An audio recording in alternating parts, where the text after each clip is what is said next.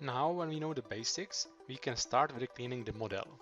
To start with cleaning the model, review the disciplines first, because there could be also some disciplines that you don't need for your analysis.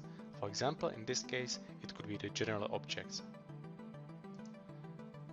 By turning it off, I get rid of any trees and the slides and the furniture, the things I don't want to have in the analysis model.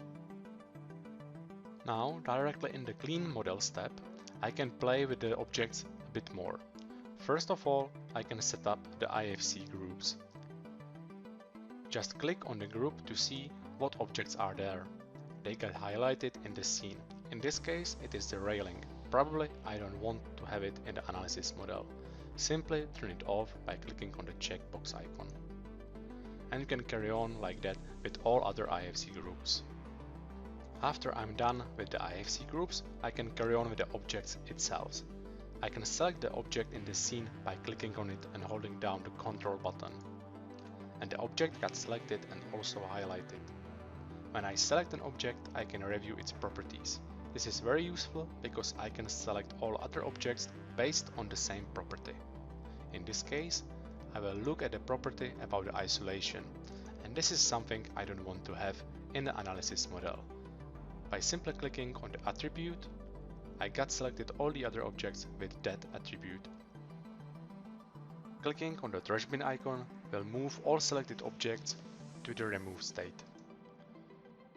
I would carry on with the other objects I don't want to have in the model. I can always review what I removed so far by clicking on the toggle here. Now I'm looking on the objects which were removed. If I want to move them back to the active state, just select an object and click on the restore button. These objects has been restored and moved back to the active state.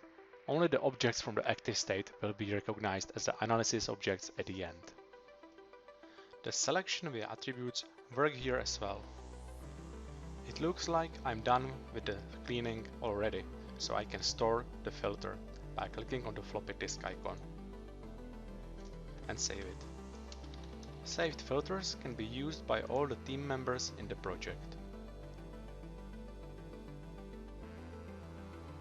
See the second video about the cleaning step, where we will show you some advanced tips and tricks in the cleaning.